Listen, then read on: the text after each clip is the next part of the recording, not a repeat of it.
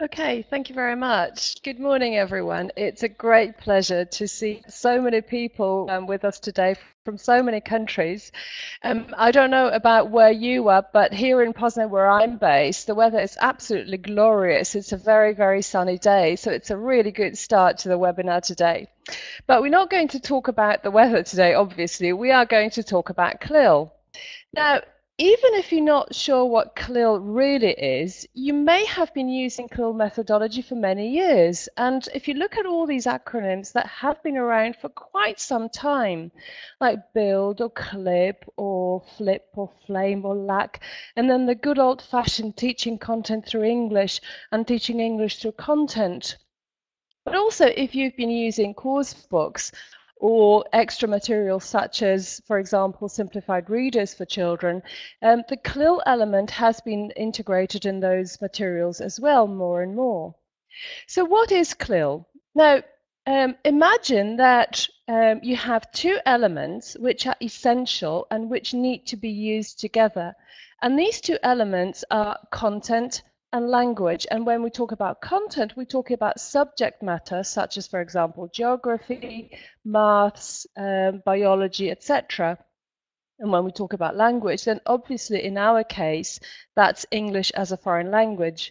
And now imagine that you integrate these elements in the learning process. And what we come up with is content and language integrated learning, or CLIL. Now, there are two extremely important concepts when we talk about CLIL, and the first one is scaffolding. And scaffolding is really helping learners through creating a support structure in a very similar way to building a scaffolding or a support structure when we build a house. And the second important concept is Bloom's taxonomy of learning objectives. Now, we're not going to spend time talking about these two concepts now, but we will come back to those concepts later on in the webinar. But in order to understand why CLIL is so important for us, what we need to look at is a little bit of demographics. As you probably know, since the 1940s, every single generation or every single important generation has received a name. And so we have had the generation of baby boomers, Generation X, Generation Y. We are now into Generation Z. Now, the generation which is most important for us is Generation Y. And there are two main reasons why this generation is so important for us. The first reason is that the majority of the people that we teach, the majority of our learners and students actually come from that generation, from Generation Y.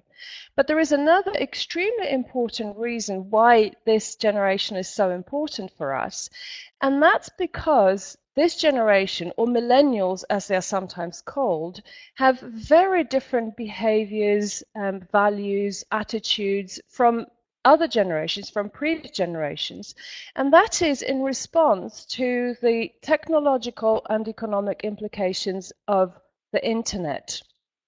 And the millennials are the first generation of what we call digital natives. Now, digital natives and digital immigrants are concepts that I'm sure you have heard before because they're used quite a lot these days. And to very simply explain what a digital native is, it's enough if we just look at this picture.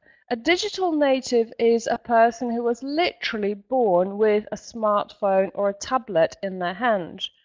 To contrast that, digital immigrants are people like me, for example. I bought my first computer when I was over 20, and I bought my first mobile phone when I was over 30. So there is quite a difference between me and between the kids or the digital natives. And that difference is very nicely summarized in the next picture.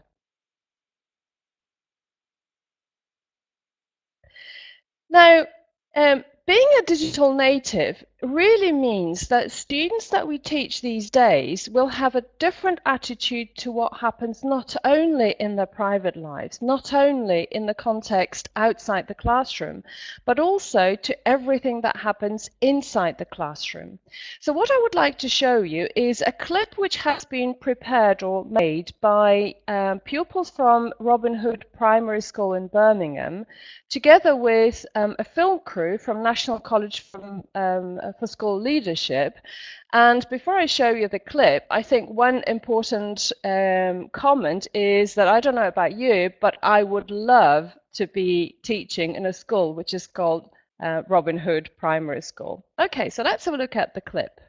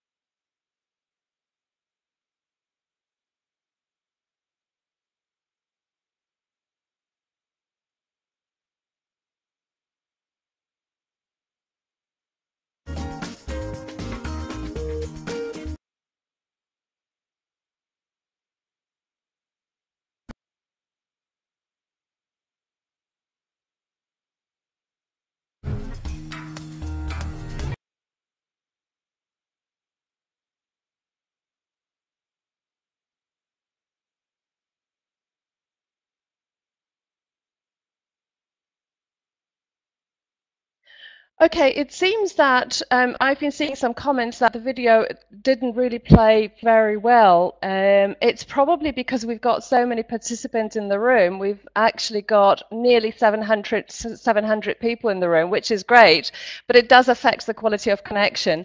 But I still hope that you were able to pick up the main message from that video, and that was that learners really want to the teachers to use modern technology to engage them in the learning process. So what is it that's so cool for Generation Y, the generation that we're talking about? Well, first of all, they want to learn in an active way.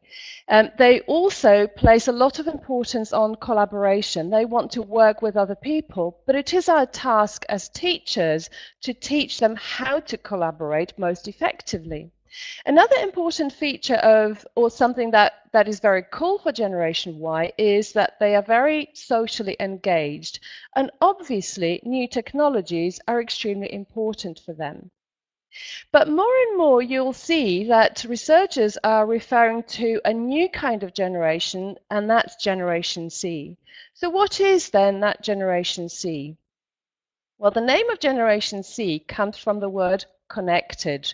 And here is what is being said about Generation C.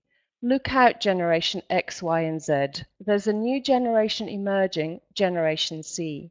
Its members have one big thing in common. They're digital natives, and exceptionally tech savvy.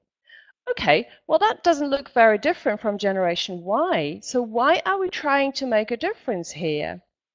Well, we're trying to make a difference because the previous generations that we talked about, the generation X, Y, and Z, were represented by their demographic. They were represented by when they were born. Generation C is very different in that respect because it's represented by the psychographic. They're not necessarily similar in age, but they have got very similar attitudes, values, interests, and certain personality types. So basically, they are ageless. So why is this distinction between Generation Y and Generation C so important for us? Well, it's important because if we think about our students as Generation Y, then we put ourselves in an opposition to them as a different generation, as an earlier generation. But you may realize that in a lot of ways we are actually very, very similar to our students. And if we refer to our students as Generation C, we could be part of the same generation, and that's very inclusive. Now, I'd like us to have a look at what Bonnie Knudsen, who was a professor at the School of Hospitality Business at Michigan State University, says about her family gatherings. And what she says is, in fact, a perfect example of what Generation C is all about. She says, there are 10 of us in our immediate family, me, my husband, our 2 daughters, 2 sons-in-law, and 4 grandchildren who range from age 9 to 20. When we all get together at a hotel or resort for our annual sojourn, it seems as if we fill every electrical outlet in sight. PCs, Macs, iPods, e-readers, mobile phones multiplied by 10 equals at least 30 chargers that might need plugging in at any one time. That's because we are all, repeat, all members of Generation C. And I think that very nicely summarizes what Generation C is all about. So let's have a look at the most important characteristics of Generation C, which very predictably can be summarized using words beginning with the letter C. Well, the first word, something that we have mentioned already, is, of course, connection. Technology is very much integrated throughout the Generation C's life. They live in the present tense. They connect across screens. But it also means that they keep looking at their handheld or mobile devices all the time. They've got their faces in their screens. And that's why, by some people, they have actually been called the silent generation. And this picture very nicely summarizes what silent generation is all about. The next important feature is creativity. Generation C don't want to just passively consume content. They want to create content. And that's very much in line with the fact that the development of Web 2.0 has allowed us to create content and share it with others over the net. And that sharing is made possible by the community. Generation C want very much to be part of a community. They need to be part of the community. And when we talk about community, we are talking about the real community, their select friends and family, but also we're talking about the followers on social sites or their fans or acquaintances from social networks. The next important feature is control. As one of the very fundamental needs of Generation C, they have a very strong desire to be in charge and in control over what they own and create. Now, very famously, in 1968, Andy Warhol said that in the future, everyone will be world famous for 15 minutes. And we didn't really have to wait long for that prediction to become very, very true. Now, members of Generation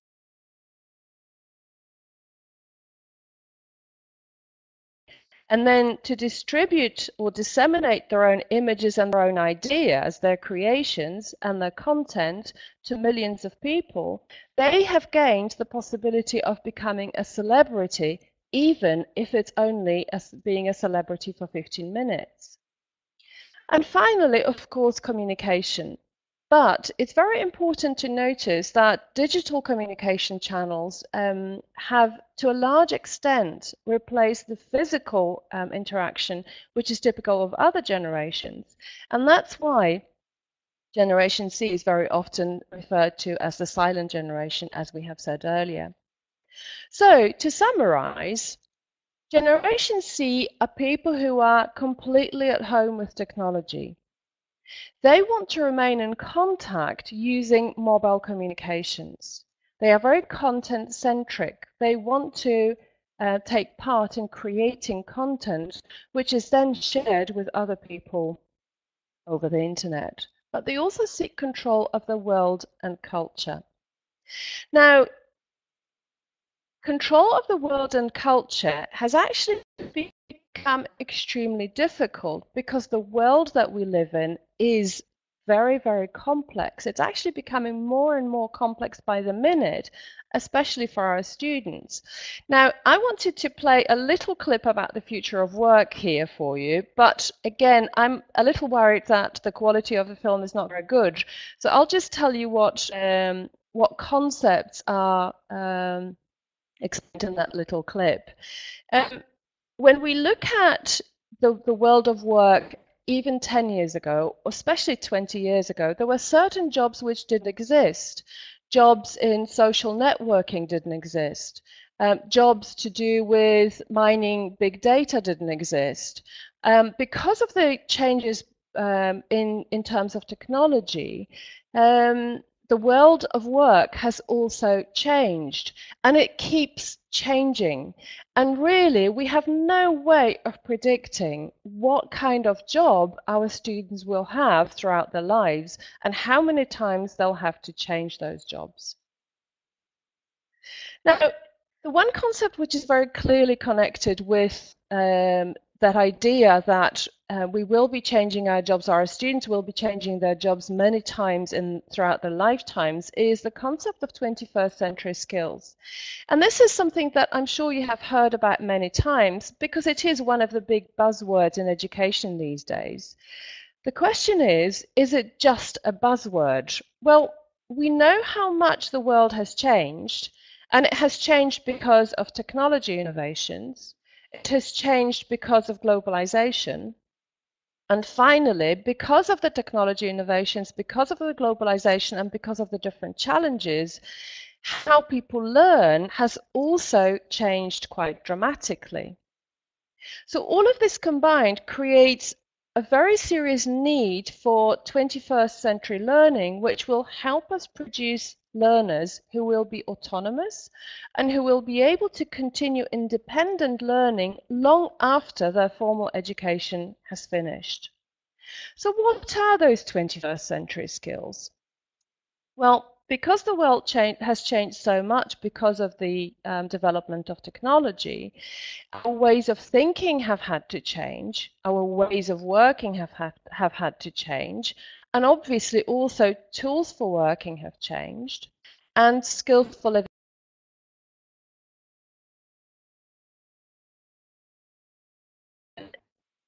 We don't really have time to look at all these 21st century skills. What we are interested in, obviously, most of all, are 21st century education skills. Now, some of you may be familiar with an online tool which is called Wordle or word cloud. Well, what I have done is I have again used some words beginning with our favorite letter C, which refer to the 21st century education. I have put these words into a word cloud. I'm going to put this word cloud up on the screen in a moment, and I'd like you to, if you can, to type the words that you find in the Wordle into the chat box. Okay, ready? Go.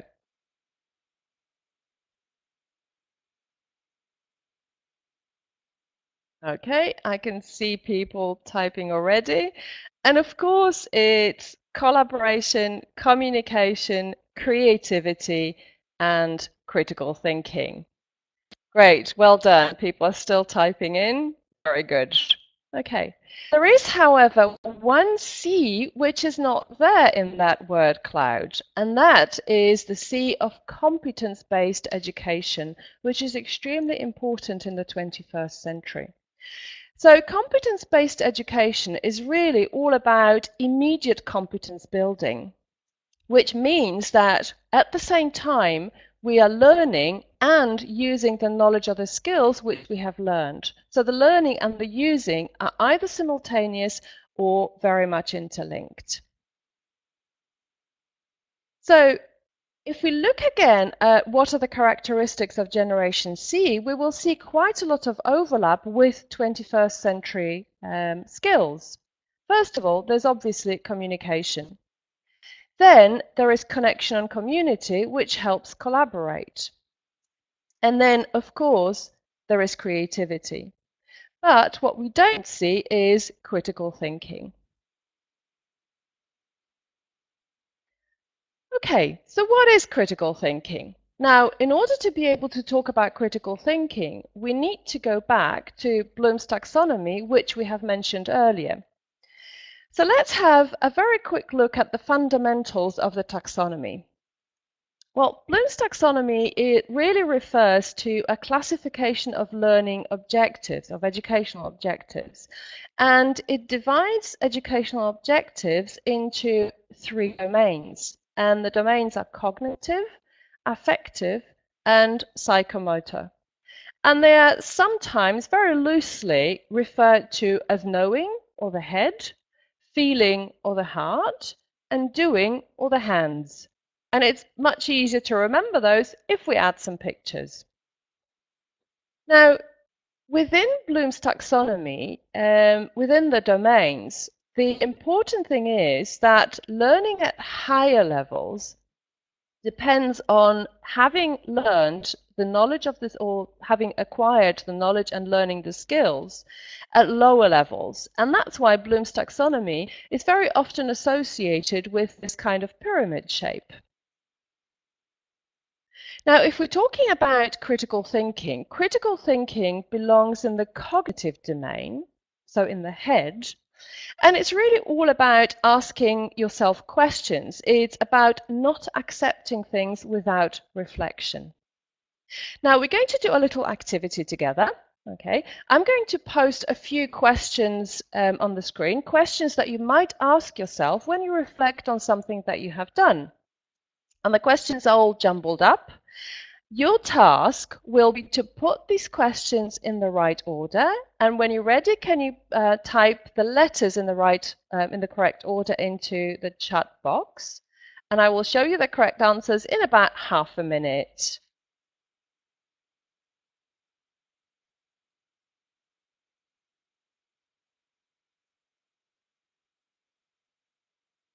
Thanks a lot for the comment about fantastic graphics. Thank you. Okay, we've got people putting in the letters. Okay. Okay. Well done. Okay. And here are the correct answers. Now, in fact, what we have done together is a nice little activity which you can do with the students as well. Now, why are critical skills so important to us? Well, because, as we have seen earlier, Bloom's taxonomy is one of the underlying concepts in CLIL. So let's have a look at CLIL in slightly more detail. Well, the term CLIL was first used in 1994 by David Marsh of University of Jyväskylä in Finland. And this is what he said about CLIL. He said CLIL refers to situations where subjects, and here he means things like geography, biology, maths, etc. So subjects or parts of subjects are taught through a foreign language with dual focused aim. So we've got a double aim here, namely the learning of content, so learning of biology, geography, maths, etc., and the simultaneous learning of a foreign language. And of course, in our case, we're talking about English as a foreign language, but we have to remember that CLIL is not restricted to English.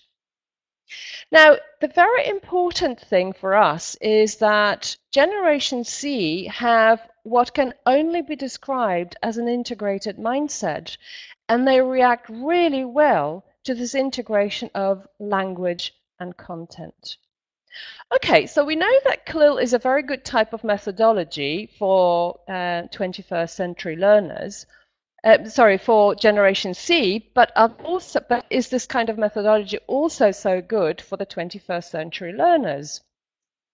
So let's have a look at these two things together. Well, first of all, CLIL methodology is very close to the needs of the digital generation because it lends itself very well to the use of technology, not only in the classroom, but also outside the classroom.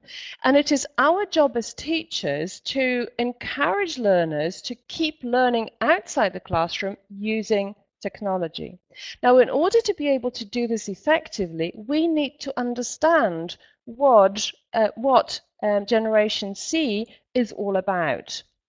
And another very important thing about technology is that CLIL, in fact, promotes very meaningful use of technology, for example, through access to experts online. Another important area is situational adaptability, something that we all need in the 21st century. If you think about the fact that we will be changing, or our students will be changing their jobs many times throughout their lives. So it's a very important skill. And that skill is, in fact, developed through CLIL because students learn to adapt their thinking and their behavior, also the verbal behavior, so the use of language, to different contexts. And then also we've got problem solving, which is another skill which the learners need. And interestingly enough, this is a higher order thinking skill. So one of those skills which are towards the top or at the top of the pyramid associated with Bloom's taxonomy. Now, research shows that higher order thinking skills are developed better in students who study in a dual language environment. And also, CLIL helps students develop interpersonal skills through, for example, collaboration. And we mustn't forget about creativity. And again, creativity is one of those skills that students will need in order to function effectively in the 21st century setting. So what are the challenges of CLIL?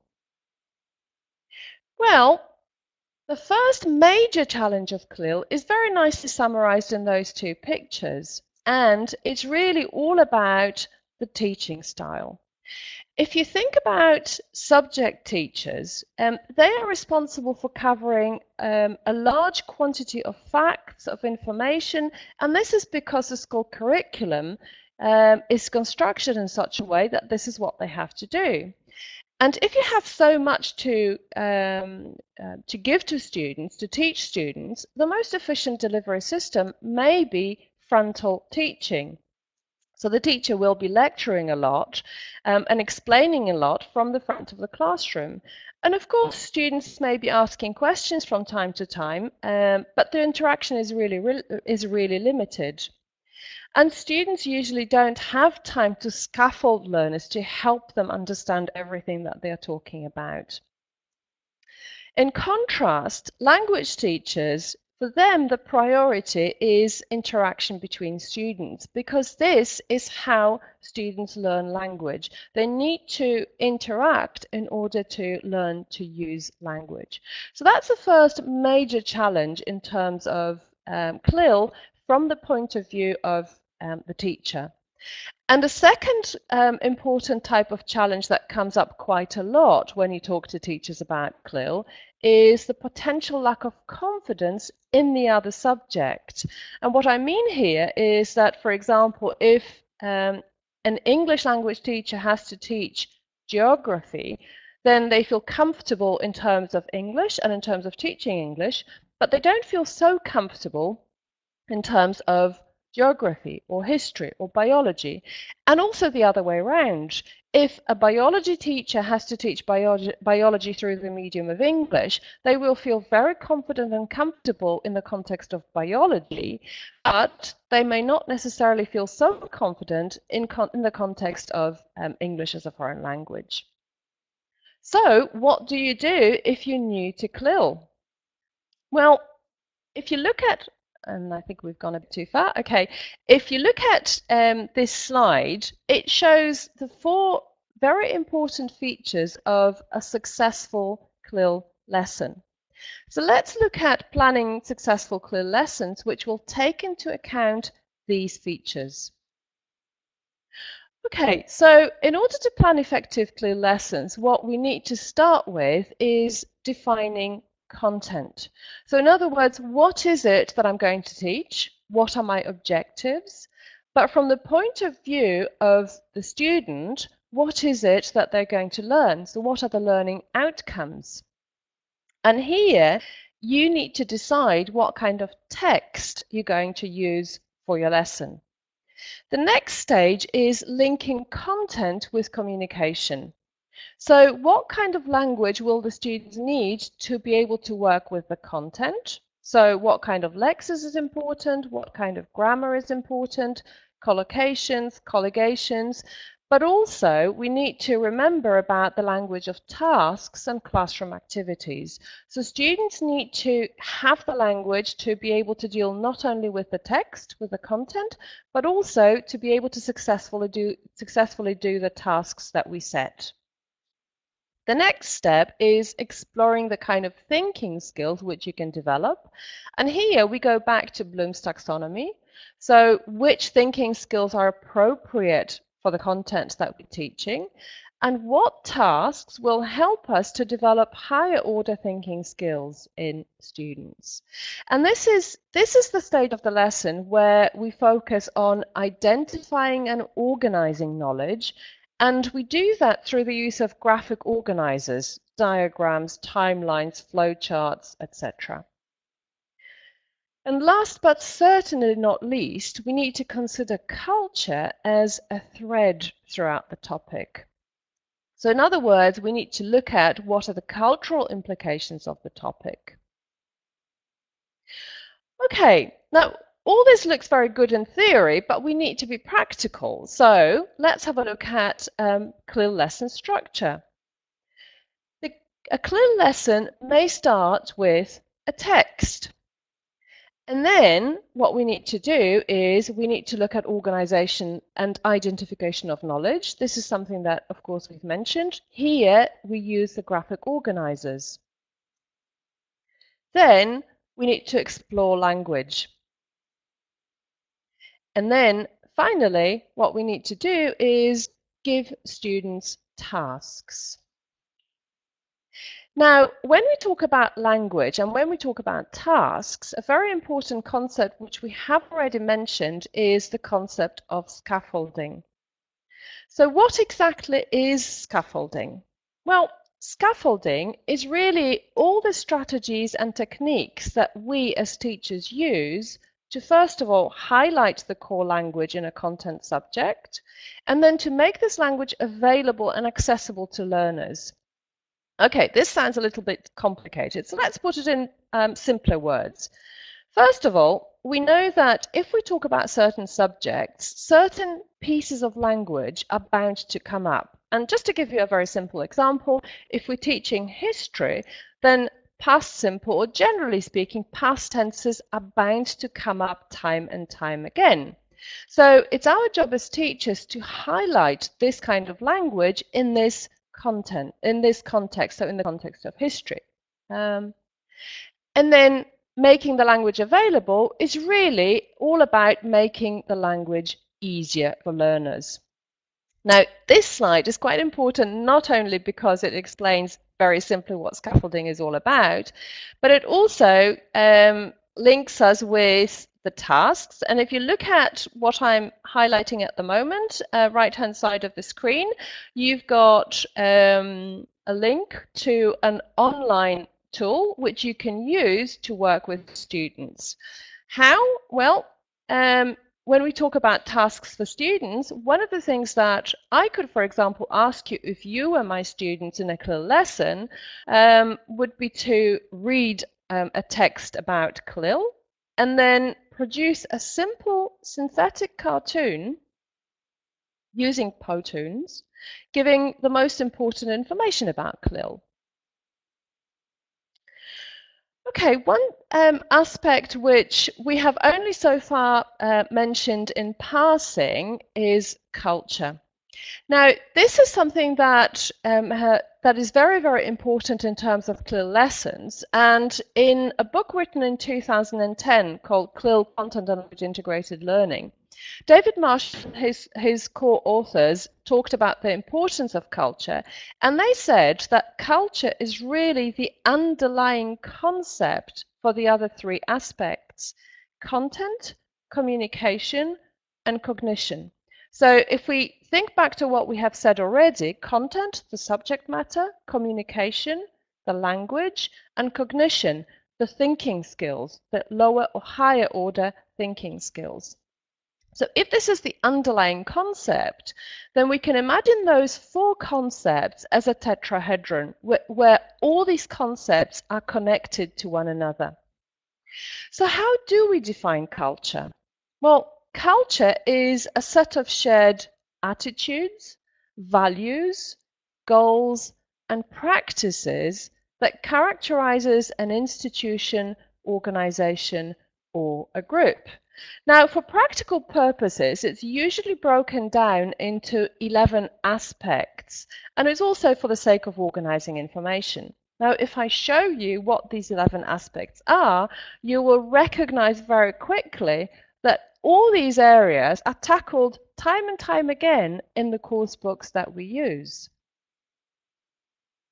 Now, that means that there are ample opportunities for us as teachers to link content and culture to achieve some very important CLIL aims. And these aims are building intercultural knowledge and understanding, developing intercultural communication skills, and providing opportunities to study content through different perspectives. So giving students a wider perspective on things.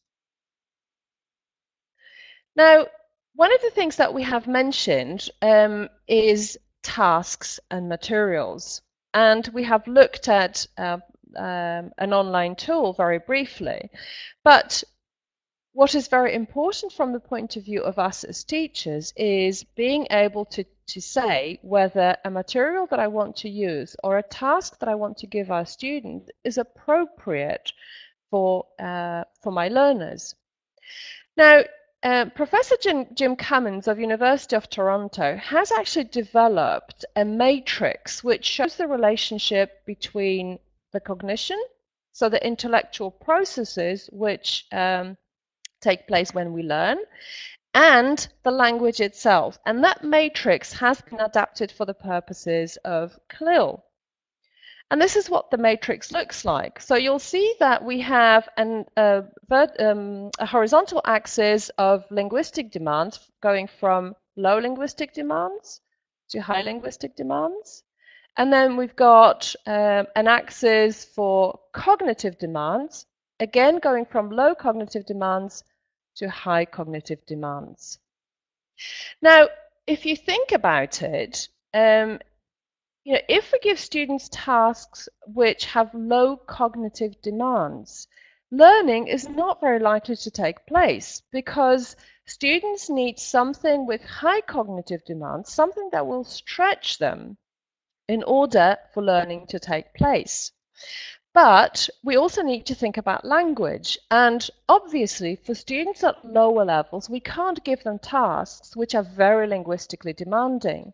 So if we think about the practicalities of CLIL, the most likely thing to happen is that we will travel with our students from quadrant 3, so tasks and materials which are not very linguistically demanding, but cognitively very demanding, to quadrant 4, where we've got both high linguistic demands and high cognitive demands.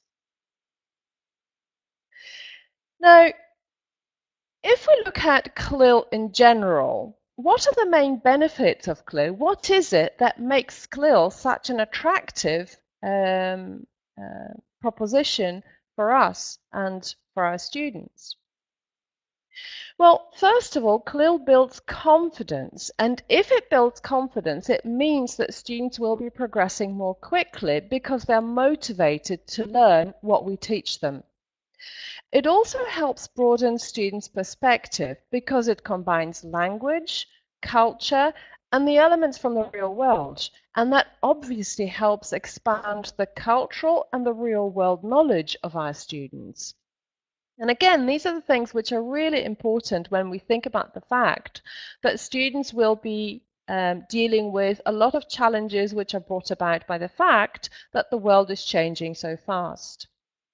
CLIL also helps develop academic success, and it helps students improve their chances of success across the curriculum. So not just in the content subject that we're teaching, whether it's biology or geography or maths, and the language that we're teaching, in our case English as a foreign language, but across the curriculum, so for all school subjects.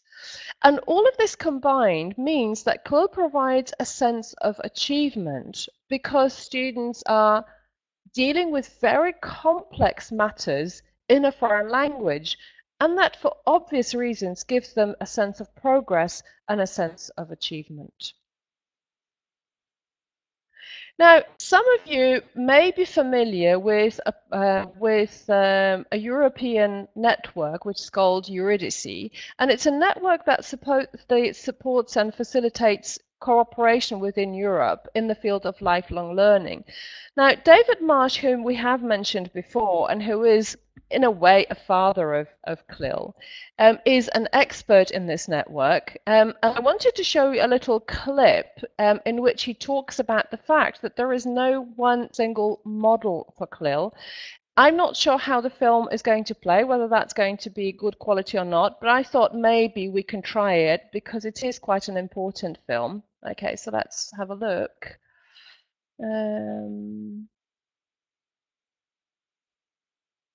Okay, and let's see if it works.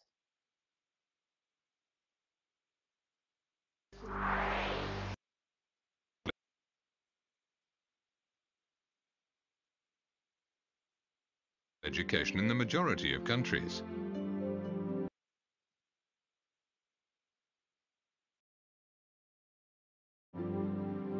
In around 1/3 of them, this teaching